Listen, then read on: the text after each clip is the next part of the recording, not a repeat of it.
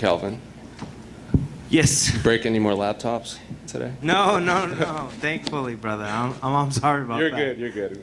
We went viral for a hot minute right there. Yeah, we did. Well, let's talk about your next fight, another last-minute kind of change. What do you make of this next fight against Jared Cannonier? Yeah, this is a tough fight. This is this is actually the fight that I actually wanted, that I had in mind.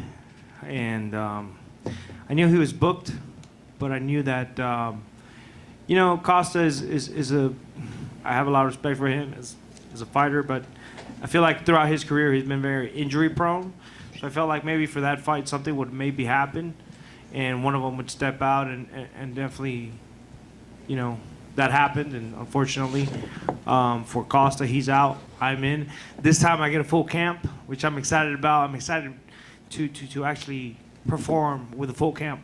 So when they announced Costa's previous fight against Whitaker and then his next fight against Cannonier, are you still eyeing those dates and fights, knowing that Costa is so injured often? Not only that. I feel like it's the dates and the opponents, the kind of opponents that I want. Not that I'm wishing anyone, wishing anybody, or wishing anybody wrong. But I'm looking at these dates and I'm thinking, if something happens to these fighters, any of these fighters, for these opponents and these dates that I want, then I'll be one call away. And Dana knows that, and I appreciate that, and I'm sure they know that and appreciate that. So it all worked out. And then what about specifically Jared? His last fight against Robert Whitaker, even Israel was saying if Cannonier gets through Whitaker, I'm fighting him next. Cannonier said he broke his hand like right away, or arm right away, and was kind of out of it. So what kind of fight are you expecting from Jared? A tough fight. I mean, this is one of the top guys in my division. There's no easy fights once you break the top 5, and I fought them all, and I just want my chance to prove myself. I know things haven't gone my way, but I still believe in myself. Believe that I can get the job done to beat these guys. If I didn't, I wouldn't say it. Kelvin, obviously that Rob fight didn't go your way. I was curious, after that fight, do you feel how big a difference would a full camp have made for you in that fight? Yeah, no, I mean, there's no excuses. I felt really mentally and physically prepared, but I feel like with a full camp, it's just a lot better. I think there'll be more time to prepare, more time to strategize, and actually work on a game plan, and just put in the work for that. You said Costa's a bit injury prone, but he said himself that he didn't want to take this fight because the UFC aren't paying him enough. Sure. I wonder do you believe that's the reason? Is he trying to hide an injury, or what's your take on that? I actually have no idea. I can't speak for him or what he's going through. I have no idea. Do you think he should have started a YouTube channel like Dana said he should have? I actually think he might have a YouTube channel. Paulo Costa YouTube channel. So you guys might want to check that out. Thanks, Kelvin. Kelvin, over here. Obviously a big fight in your division tonight, title fight on the line. What's your prediction for that one? How do you see it going? Yeah, I think if, obviously I'm rooting for Marvin. Marvin's a training partner. We've been training together for a long time, so I hope he does well. I think if he can implement the takedowns and kind of use that same blueprint that Blachowicz kind of used, I think he will be very successful in this fight. And just as for your fight with Rob, were there any specific big takeaways you took away from it? Sorry? Big takeaways from the fight with Whitaker. Yeah, I mean, he was just a step ahead the entire time, and it really motivated me. It really lit a fire in me to know that, man, I still have kind of a little bit of work to get to that kind of level. He impressed me a lot. I didn't think he was that good. And looking back at the fight, it's like, man, no one has ever. I've never felt like that in a fight. Where not even Israel Adesanya did I feel like that. He really frustrated me. Really made me look bad, and he was just a step ahead the entire fight. And did you feel any kind of pressure relief at this point in your career, where, unfortunately the losses, but has that relieved anything? What's that? Any pressure relief being in the spot that you're in now, where kind of having to come back a little bit, climb your way back up at the top after having been there already? The pressure's always there, man. I mean, I put it on myself. I expect great things from me, and yeah, that's really what it comes down to. The pressure is always there. It has not changed. Whether I'm on a winning streak or not, the pressure I put on myself to perform is more than anybody will put on myself.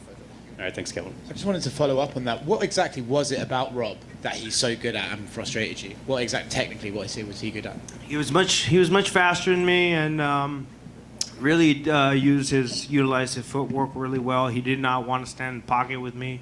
I kept hearing his corner saying, you know, get out of the pocket, get out of the pocket. You know, you don't want to stand in the pocket. And he used his jab really well. He was just a little bit faster than I am. There's just a couple of more technical things that they're not out of this world, things that I have been working on, things that I will be working on, and things that I've improved on, you know, in my opinion.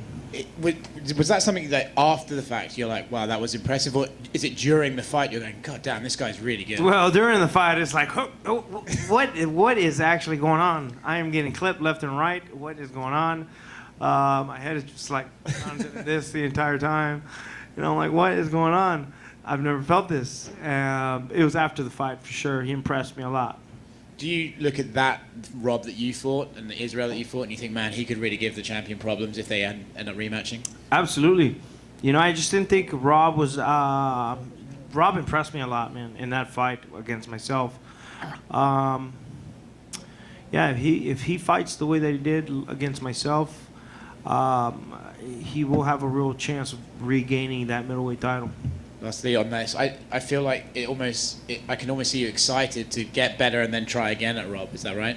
Absolutely, man. I'm still 29 years old. I feel like I still have it in me to beat these guys. If I didn't believe it, I wouldn't say it, man. And I still have a long road ahead of me, in my opinion. I feel like I'm restarting my career. I have a new perspective, in my opinion, and just putting a renewed focus in my career, and it's exciting for me. Kelvin, so you know, kind of talk about pressure again. At UFC 258, I mean, did you feel your back was against the wall and there was a possibility that you might get cut if you did not win that fight? Against Heinisch? Yeah. Not really. Not really.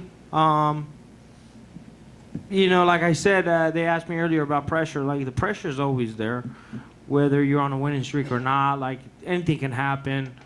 Pressure's always there. If you beat Cannonier, I mean, he's ranked number 4. Do you think, you know, if Israel wins tonight and he fights Rob, are you next? If you beat Cannonier? No, I think I need maybe 1 or 2 more after that. You know, I think I'd have to beat Cannonier and then maybe another top 5 guy. You know, the road is a lot closer now these days. You know, but that's came with like over 10 years of work, you know, so you know, 1 or 2 fights and yeah, it gets me closer, but still a little bit of road ahead of me. But could you be like Dana? I mean, go back and watch my fight with Israel Adesanya, and I gave him his hardest fight. I mean, couldn't you kind of give him the elbow? It can happen. Hey, it's up to the fans too. If they want it, we can make it happen. Finally, on fans, you know, you were at the weigh-ins yesterday, and then you had a meet and greet, and the man of the people, they were going crazy for you. How, I guess, kind of going back to normalcy, how exciting was that to Phil? Yeah, it was crazy for me. It was exciting just because this is the first time I've been around people. I know a lot of you guys probably been in Jacksonville and in Texas as well. This is the first time for me, so it's exciting to get back, and I'm thrilled, man. I'm excited. Thank you. Yeah.